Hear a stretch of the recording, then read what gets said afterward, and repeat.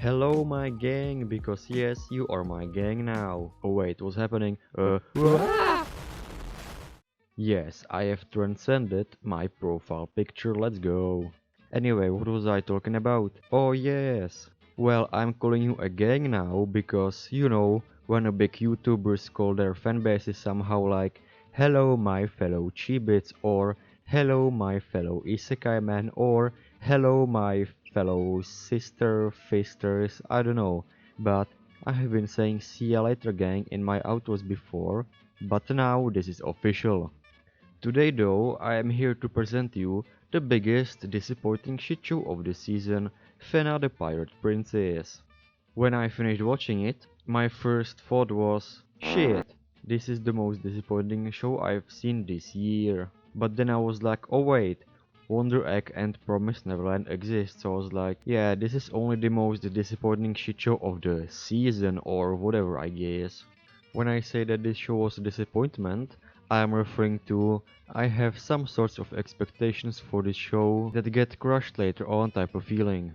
The anime had honestly a solid start with its unique pirate 1700s-ish tone.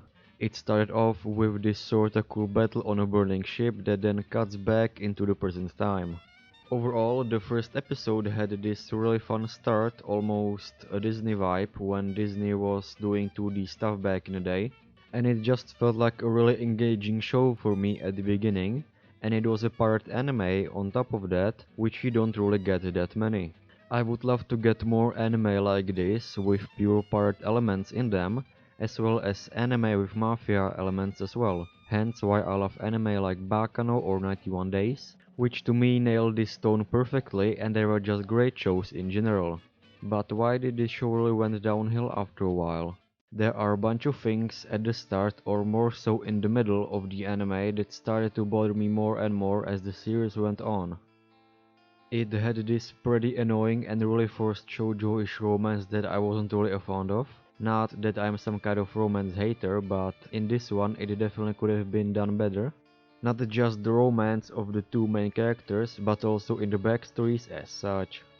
Fena also has this really generic cast of characters, and if you watched enough anime like I did, generic things in anime or in manga can feel really unengaging at times.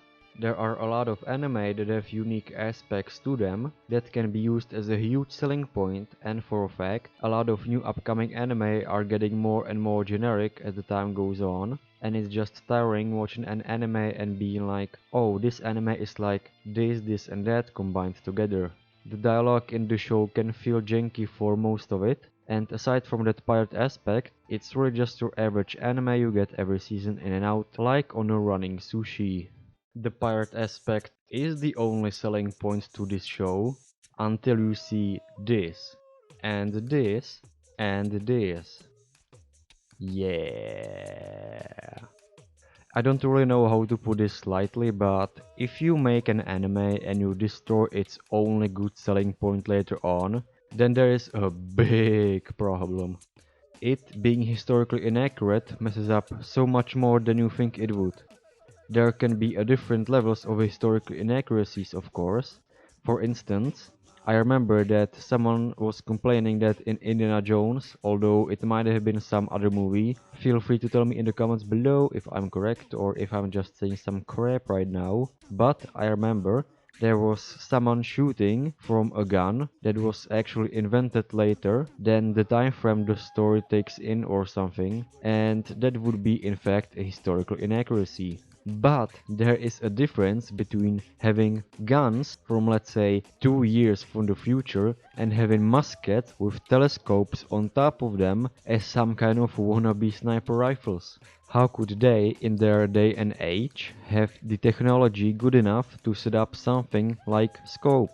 I don't get why this is happening. Do you know you need to set up your scope so that your aim would be accurate? There's also one little difference between a sniper rifle and a regular rifle, and that is the sniper rifle has a greater shooting range than a regular rifle, so having a scope on something like musket from God knows how long ago when the bullets are not even gonna reach your target, and let's be real, old muskets like these are not gonna shoot that far, so having a scope on something like that is pretty much fucking useless. The show just tries to be quirky, but it's just cringe.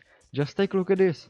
They sell an actual lighter as a fun invention or whatever, even though lighters were first manufactured in like, what, 1933? Who in the world would be such a genius to invent a lighter and not try to revolutionize the world anyway? Any inventor would try to push their stuff into the world instead of wasting their time with these types of people. Not like I wanna be rude or anything, but it just seems weird, man. This entire show is pretty whack. I would talk about one more. I would talk about one more point about.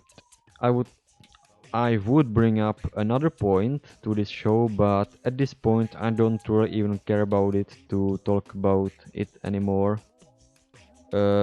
So yeah, see ya later, gang.